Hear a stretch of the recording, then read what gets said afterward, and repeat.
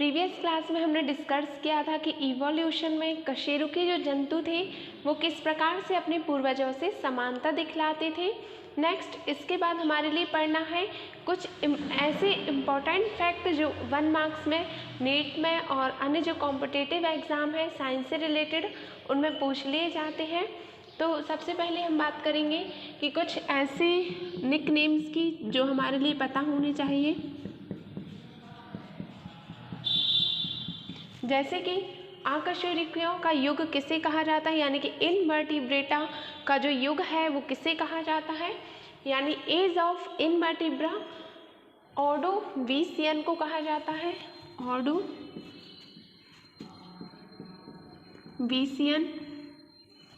Ordovician जो है इसे अकशेरुकियों का युग कहा जाता है।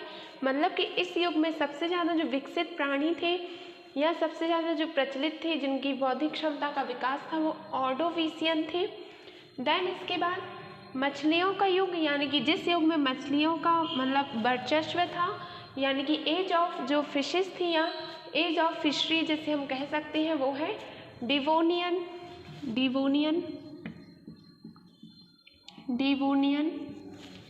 फिर इसके बाद उभयचर का युग, या इसे हम कह सकते हैं कि जो हमारे एम्फीबियास होते हैं जैसे कि मेंढक आपको पता है उभयचर में आता है, और ऐसे जंतु जो स्थल में भी रह सकते हैं और जल में भी रह सकते हैं, ऐसे जंतुओं के लिए हम उभयचर कहते हैं।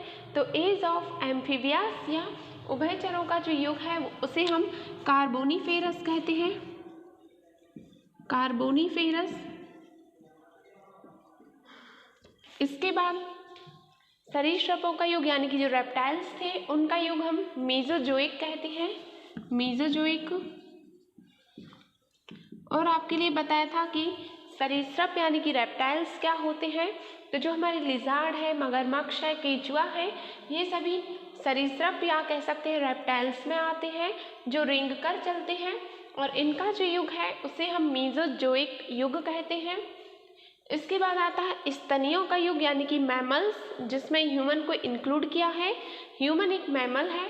तो स्तनियों का जो युग है यानी कि एज ऑफ मैमल्स सीनोजोइक को कहा जाता है, एज ऑफ मैमल्स सीनोजोइक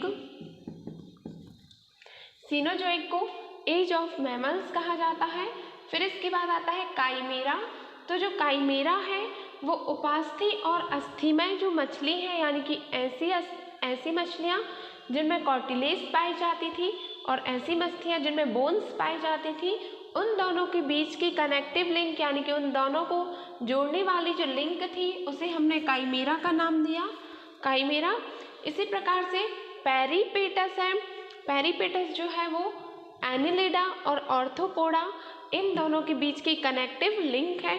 इसके बाद हम और भी बहुत सारे इम्पोर्टेंट टर्म हैं उनको देखेंगे, जिनमें सबसे पहले हम देखेंगे कि जो जीवाश्म है, जीवाश्म का अध्ययन जो है उससे अध्ययन से हमारे लिए जो लाभ मिलता है उस अध्ययन को स्टडी करने में कौन सी थेरेपी या हम कह सकते हैं कौन से ऐसे जो बेसिस हैं जो यूज़फुल होते हैं।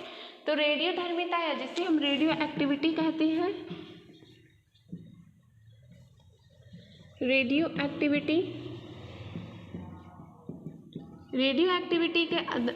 एक्टिविटी से हम पता कर सकते हैं कि कोई भी जीवाश्म कितने साल पुराना है और उसमें कौन सा कॉन्स्टिट्यूशन पाया जा रहा है, जिसके बेसिस पर हम ये बता सकते हैं कि वो कब उसका जन्म हुआ था, किस प्रकार उसकी मृत्यु हुई और किस जीवों से उसका विकास हुआ था।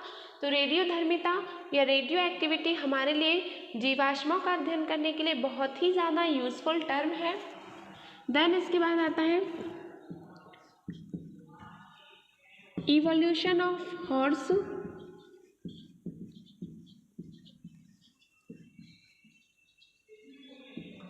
हॉर्स का इवोल्यूशन यानी कि हॉर्स का विकास किस प्रकार से हुआ। तो हॉर्स जो है वो आज से लगभग 3 से 4 करोड़ वर्ष पूर्व पाए जाते थे और अभी भी पाए जाते हैं। तो जो 3 से 4 करोड़ वर्ष पूर्व पाए जाते थे उनका क्रम इस प्रकार से है, इयोहिप्पस ये सबसे पहले पाए जाने वाले हॉर्स थे। फिर इसके बाद आता है मीजोहिप्पस, फिर इसके बाद आता है पिलियोहिप्पस,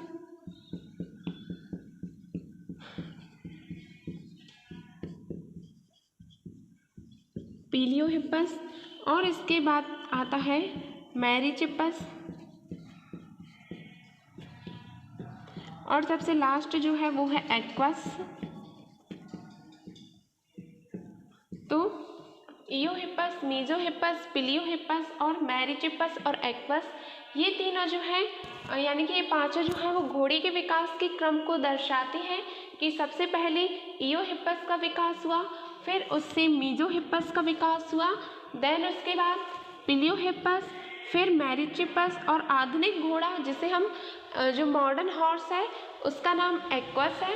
एग्ज़ाम में कई बार आपसे पूछ लिया जाता है कि जो आधुनिक या जो मॉडर्न हॉर्स है उसका नाम क्या है, तो आधुनिक हॉर्स जो है उसका जो नाम है वो है एक्वस, और इसकी लेंथ जो है वो 1 to 5 मीटर होती है, 1 मीटर के समथिंग इसकी लेंथ यानी कि लंबाई होती है, और इसमें जो खुर हैं वो पाए जाते हैं, और इसमें जो कुबड़ है वो विकसित होता है। तो इस प्रकार से हमने इवोल्यूशन ऑफ हॉर्स को देखा।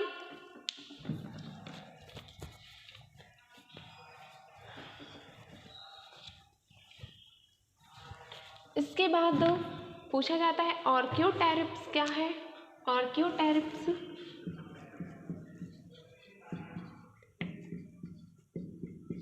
आर्क्योटेरिप्स जो है वो एक पक्षी है, और इस पक्षी यानी कि इस बर्ड के लिए इसमें रेप्टाइल्स के कैरेक्टर यानी कि सरीसृप के कुछ कैरेक्टर्स होते हैं, और कुछ कैरेक्टर्स जो है वो पक्षियों के होते हैं। इस कारण इसे सरीसृप यानी कि रेप्टाइल्स,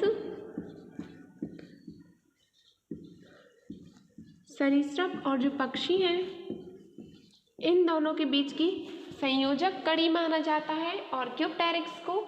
इसमें जो इसके फेदर्स यानी कि जो इसके पंख होते हैं वो पक्षियों की तरह होते हैं, और इसमें पूंछ पाई जाती है जो रेप्टाइल्स का कैरेक्टर है। आपको पता है कि जो पूंछ है वो यानी कि जो टेल है वो रेप्टाइल्स में होती है। तो रेप्टाइल्स और एवीज ये इन दोनों के बीच की कनेक्टिव लिंक कहलाती है। फिर इसके बाद पूछा जाता है युगलीना। युगलीना क्या है, तो आपको पता है युगलीना एक प्रोटोजोआ है, और ये जो युगलीना है ये पौधों और जंतुओं के बीच की संयोजक कड़ी है।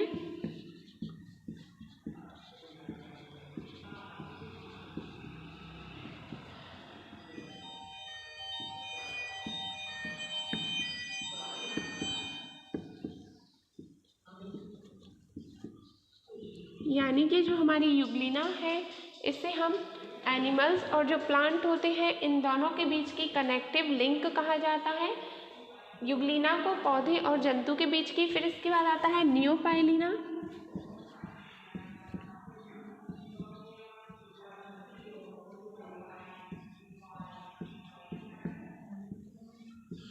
जो नियोपाइलीना है इसे हम एनिलिडा और मोलस्का के बीच की संयोजक कड़ी कहते हैं।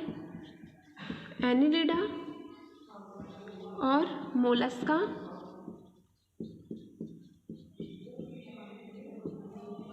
एनिलिडा और जो मोलस्का है इन दोनों के बीच की कनेक्टिव जो लिंक है इसका नाम है नियोपाइलीना।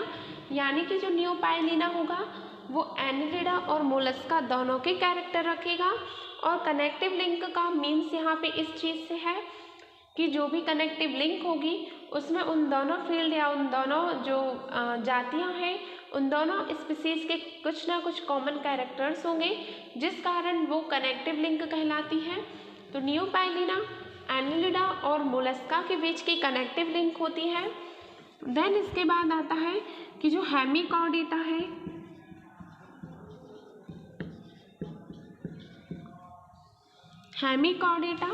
हेमिकॉर्डेटा किस किस के बीच की कनेक्टिव लिंक है, तो हेमिकॉर्डेटा है जो वो कॉर्डेटा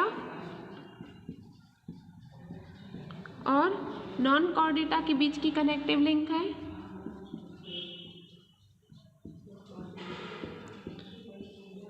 और आपको बताया था कि कॉर्डेटा मतलब कि जिनमें वर्टिब्रल कॉलम, स्कल है, ये सभी चीज़ें पाई जाती हैं, और नॉन कॉर्डेटा जिनमें वर्टिब्रल कॉलम और जो स्कल है वो नहीं पाई जाती, इनके लिए हम नॉन कॉर्डेटा कहते हैं। तो जो कॉर्डेटा और जो नॉन कॉर्डेटा है इन दोनों के बीच की कनेक्टिव लिंक को हम हेमिकॉर्डेटा कहते हैं। हेमिकॉर्डेटा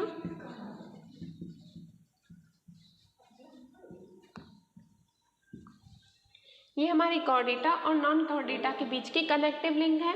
तो इस प्रकार से हमने देखा कि आर्क्योप्टेरिक्स जो है वो रेप्टाइल्स और जो एबीज है इन दोनों स्पीसीज के बीच की कनेक्टिव लिंक है। देन इसके बाद जो यूग्लिना है वो पौधे और जंतुओं के बीच की यानी कि प्लांट और एनिमल के बीच की कनेक्टिव लिंक है। और जो नियोपाइलिना है वो एनिलिडा और मोलस्का के बीच की कनेक्टिव लिंक है।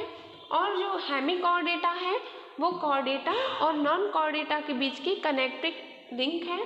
तो इस प्रकार से आज की क्लास में हमने कुछ ऐसे इम्पोर्टेंट टर्म्स को पढ़ा जिनमें हमने कॉर्डेटा, हेमिकॉर्डेटा और निकनेम्स पढ़े और ये भी देखा कि किस युग को किस नाम से जाना जाता है।